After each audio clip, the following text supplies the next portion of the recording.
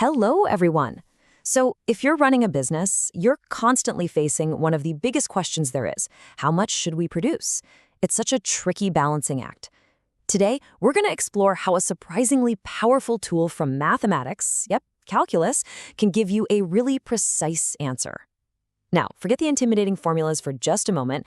I want you to think of calculus as a language, one that helps us find that perfect sweet spot for maximum profit. So, let's dive in. So, let's put you in the driver's seat. Imagine you're in charge. If you produce too little, you are absolutely leaving money on the table, and you just know your competitors are ready to swoop right in. But if you produce too much, well, your costs can start to spiral, you might have to discount perfectly good inventory, and your profits, the very thing you're trying to grow, can actually start to shrink.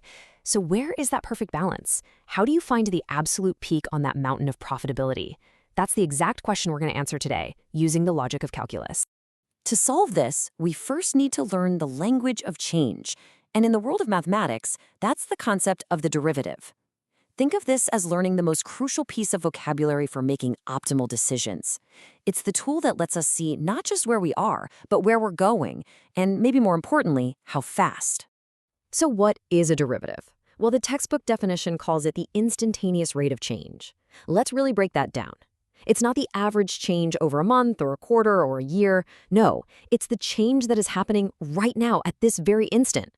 A derivative is just a really precise way of asking, if I decide to change this one thing, like my production level, just by one more unit, how much will another thing, like my profit, change as a result of that one specific decision?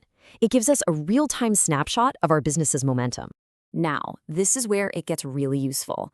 What's so interesting here is how this slide translates a mathematical sign into a clear business signal. If your analyst comes to you and says the derivative of your profit function is positive, that is a green light. It means for every additional unit you produce, your total profit is still growing. You're climbing that profit hill, keep going. But if that derivative turns negative, that's a bright red flag. That's a stop sign. It's telling you that you've passed the peak and producing even one more unit is now actually going to reduce your total profit. You've gone too far. So let's just think about this logically for a second.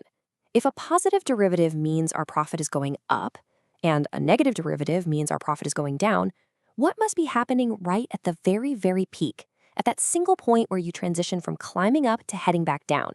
Well, this leads us to the most crucial insight of our entire discussion. And this right here is the core idea of optimization in calculus. At the very top of that profit hill, the slope is perfectly flat. The function has stopped increasing, but it hasn't started decreasing yet. For one brief, perfect moment, the rate of change is exactly 0.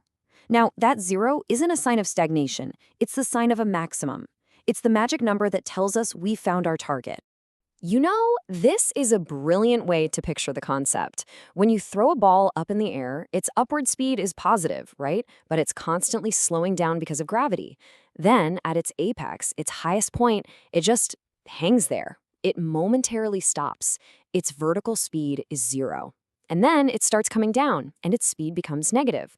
Our profit function behaves in exactly the same way. Our goal as managers is to find that precise production level where our profit, just like that ball, reaches its highest point and its rate of change is 0. Okay, enough with the theory. Let's get our hands dirty and make this real with a concrete example. Imagine your company's analysts have been hard at work. They've studied the market, your costs, your pricing, and they've developed a mathematical model for your profit. Okay, let's really unpack this function because every single part of it tells a business story. So, P of X is our profit. X is the number of units we're producing, and this is important, it's in thousands. First, look at that negative 5x squared term. This is called the quadratic term. And that negative sign in front of the 5, that's the most important part of this whole model. It's what creates our profit hill. Why? Because it reflects a real-world thing called diseconomies of scale. At first, making more is great, but after a certain point, things get messy. You have to pay workers overtime, your machines might need more maintenance, maybe you have to spend a ton more on ads to convince that last group of people to buy. That x squared makes this negative effect grow faster and faster. Now, the plus 50x term, this is your engine. This is the good part. Think of it as your revenue minus your basic variable costs. For every 1,000 units you sell, you're initially adding $50,000 to profit. And finally, that negative 100. That's just the reality of doing business, right? Even if you produce 0 units, you still got to pay rent, salaries, insurance. Those are your fixed costs. So you can see, this isn't just a random equation. It's a simplified but really powerful story of a business. Now that we have our function, our business story, we can use a really straightforward three-step process. This is our recipe for finding the exact value of x that's going to take us right to the peak of this profit curve. It's a reliable roadmap for optimization. All right, step 1, find the derivative. We call this p prime of x. This new function is incredibly powerful. It's what economists call marginal profit. It answers the question, if we are currently making x units, what would be the additional profit for making just one more? To get this, we use a simple calculus tool, the power rule. For the negative 5x squared term, we multiply the exponent, the 2, by the coefficient, negative 5, which gives us negative 10. Then we just reduce the exponent on x by 1, so x squared becomes just x. Easy enough? For the 50x, the derivative is simply the coefficient, 50. And the constant, negative 100, it disappears. It's gone. And why? Well, think about it.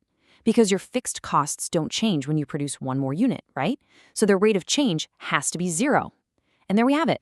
Our marginal profit function, our decision-making tool, is negative 10x plus 50. And now, this is the magic moment. We apply our key insight from earlier. We are looking for that top of the hill, that flat spot where the rate of change is 0. So we take our derivative function, our marginal profit function, and we set it equal to 0. This is the mathematical translation of our entire strategic goal. Step 3 is just some good old-fashioned algebra. We want to get x all by itself, so we subtract 50 from both sides, which gives us negative 10x equals negative 50. Then we divide both sides by negative 10. A negative divided by a negative is a positive, and boom, we get our answer. X equals 5. We found our critical value. So here's the crucial point. What does this number actually tell us as a business leader? Is the answer just 5? Absolutely not.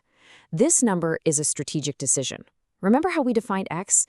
It was production units in thousands. This means our model is predicting that maximum profit happens when we produce 5,000 units, not 4,000, not 6,000.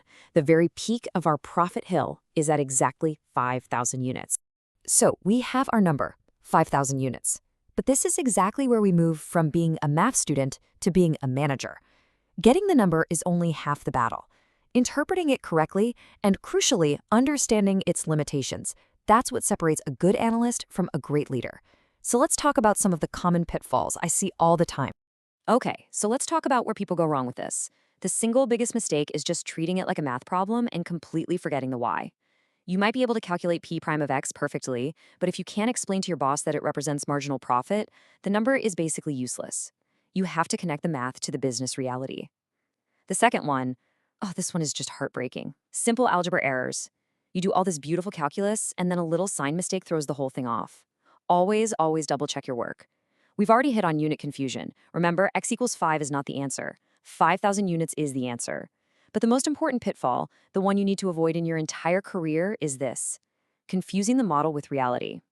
Our function, p of x, is an excellent guide, but it's always a simplification of the messy real world.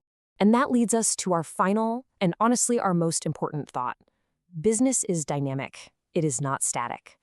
This calculation gave us the best possible decision based on the information we have today. But what happens tomorrow when a key supplier raises their prices, or a new competitor launches a similar product?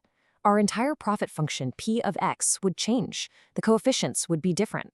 A great manager knows that this calculus isn't a one-time solution.